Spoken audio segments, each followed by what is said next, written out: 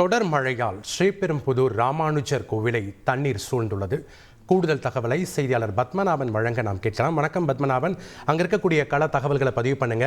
மழை நீரை அப்புறப்படுத்த என்ன நடவடிக்கைகள் எடுக்கப்பட்டு வருகிறது, முழு விவரங்கள். காஞ்சிபுரம் மாவட்டத்தில் பெஞ்ச புயல் எச்சரிக்கை எதிரொலியாக நேற்று இரவிலிருந்து தொடர்ச்சியாக மிதமான மழை பெய்து வருகின்றது. இன்று காலை 10 மணியிலிருந்து ஸ்ரீபெரும்புதூர் உள்ளிட்ட பல்வேறு இடங்களில் அதிக காற்றுடன் கனமழை பெய்து வருகின்றது. இந்த நிலையில் ஸ்ரீபெரும்புதூரில் மிகவும் பிரசித்தி பெற்ற ராமானுஜர் திருக்கோவிலில் கோவிலுக்குள் மழைநீர் புகுந்தது மட்டுமல்லாமல் கோவிலின் மேல்தளத்திலிருந்து விழும் மழைநீர் பிரகார பாதை முழுவதும் தேங்கியுள்ளது. நுழைவாயில் மற்றும் கோவிலை சுற்றி தேங்கி நிற்கும் மழைநீரில் பக்தர்கள் மிகவும் சிரமப்பட்டு நடந்து செல்ல வேண்டிய அவல நிலை ஏற்பட்டுள்ளது.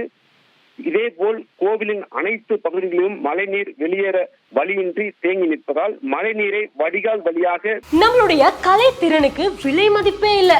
இங்க ஒருத்தர் சில்க் த்ரெட் நகைகள் செஞ்சு மாசம் லட்சக்கணக்கில் சம்பாதிக்கிறார். எப்படின்னு தெரிஞ்சுக்க ஃப்ரீடம் ஆப்பை டவுன்லோட் பண்ணுங்க. வெளியேற்றுமாறு பக்தர்கள் வேண்டுகோள் விடுத்து வருகின்றனர்.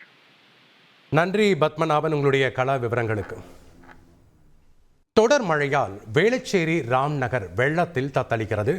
அந்த காட்சிகள் மற்றும் கள விவரங்களோடு இணைகிறார் செய்தியாளர் ரமேஷ். வணக்கம் ரமேஷ், நீங்க இருக்கக்கூடிய பகுதியில் பொதுமக்கள் என்ன மாதிரியான பாதிப்புகளை சந்திச்சிருக்காங்க, மழை நீரை அப்புறப்படுத்த என்ன நடவடிக்கை தற்போது அங்கே செய்யப்பட்டிருக்கிறது, விவரங்கள் என்ன? வணக்கம். சென்னையில் நள்ளிரவு தொடங்கி பகல் நேரங்களிலேயும் கொட்டி தீர்த்து வரக்கூடிய கனமழையின் காரணமாக வேளச்சேரியில நிறைய இடங்கள், தாழ்வான இடங்கள்ல மழைநீர் தேங்கி இருக்கக்கூடிய காட்சிகளை பார்க்க முடிகிறது. நாம இப்போது பார்க்கக்கூடிய காட்சி வேளச்சேரியின் முக்கிய பகுதியாக இருக்கக்கூடிய ராம்நகர். இந்த ராம்நகர் ஒவ்வொரு கனமழை கொட்டி தீர்க்கும் போதும் அதிக அளவுல குடியிருப்பு பகுதிகளுக்குள் மழைநீர் தேங்கி நிற்பது வழக்கம். அந்த வகையில் தான் இந்த கொட்டிக்கூடிய கனமழையிலும் இந்த ராம்நகர் பகுதி கடுமையாக பாதிக்கப்பட்டிருக்கிறது. ஒரு அடி அளவுக்கு குடியிருப்பு பகுதிகளை மழைநீர் சூழ்ந்து நிற்கிறது. ஏற்கனவே வேளச்சேரிக்கு உட்பட்ட தண்டீஸ்வர நகர், அதே போல கருமாரியம்மன் நகர் போன்ற பகுதிகளில் அதிக அளவு மழைநீர் தேங்கி நிற்கக்கூடிய சூழல்ல இப்போது இந்த ராம்நகர் பகுதிகளிலையும் அதிக அளவு மழைநீர் வீடுகளை சூழ்ந்து நிற்கிறது. வேளச்சேரி நிறைய இடங்கள்ல மழைநீர் தேங்கி இருக்கக்கூடிய சூழல்ல பள்ளிக்கரணை, மேடவாக்கம், மடிப்பாக்கம் இந்த பகுதிகளில் மழைநீர் தேக்கம் குறைவாகவே இருக்கிறது. வேளச்சேரியில் தான் இந்த பாதிப்பு, மழைநீர் தேக்கம் என்பது அதிகமாக இருக்கிறது என்பது நாம் களத்தில் பார்க்கக்கூடிய ஒரு காட்சியாக இருக்கிறது.